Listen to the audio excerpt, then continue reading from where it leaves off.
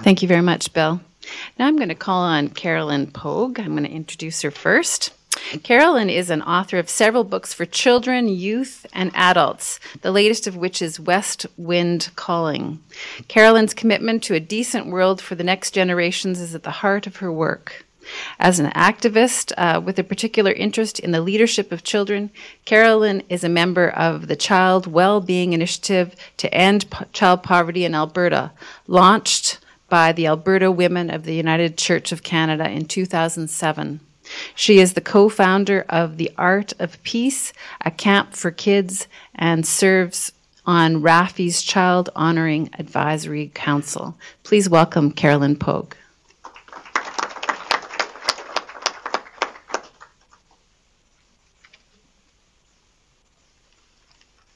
Good morning. Is that good? I brought props.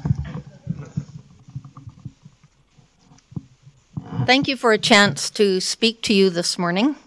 Frederick Douglass once said that it is easier to build strong children than it is to repair broken women and men. The Child Wellbeing Initiative wants to remind our government of this wisdom. Dozens of us have traveled from around Alberta today to Edmonton to do just that. We have brought tens of thousands of paper dolls like this, and these have been cut by people from all over this province, cut by children and teens and men and women. Each one represents one child living in poverty. We're presenting them at the legislature today before our meeting with Minister Hancock. We believe that Alberta has the creativity, imagination, money, and power to build strong children. What we need is the will. We are the frontline volunteers, and we know something about the need for immediate action. Hillhurst United Church needs 35 volunteers each month to set up cots, cook, do laundry, sleep overnight, prepare bag lunches for economic refugees in Calgary. Last month, out of 23 guests sleeping in cots in our gym, 13 were children.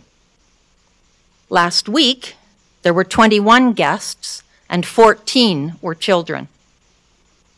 This constitutes, in our minds, an emergency.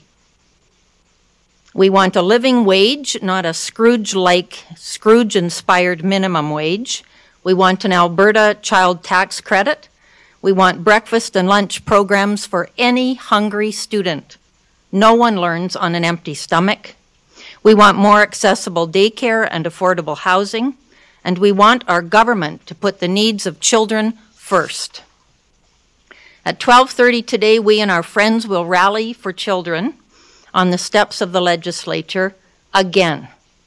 We'll have over 91,000 paper dolls with us so that people can see what that number looks like. And they are more than pretty little paper dolls. These are prayers made visible. This afternoon, 75 of us will be in the visitors' gallery. We are expecting action on the Premier's promise to eliminate child poverty. Christmas is coming. We're going to all feel sentimental about children around that time. Christians will feel tender and open-hearted about a homeless, poor little baby born in a stable. Well, come January, we hope that those feelings will have turned into some concrete action. Minister Dave Hancock, in a recent exchange with Dr. David Swan about child poverty, said that it was important for us to keep our sense of humor about all of this. But where's the laughter for a father who's working 3 jobs because the minimum wage here is too low? How do we keep our sense of humor looking into the eyes of a hungry 6-year-old who had to sleep in a car last night? How many belly laughs are there for the mother who's fled domestic violence and ended up on the street? The Child Wellbeing Initiative wants political leaders to lead us into an enlightened future. We do not want another bad UNICEF report card on how we care for kids in this province. Thank you.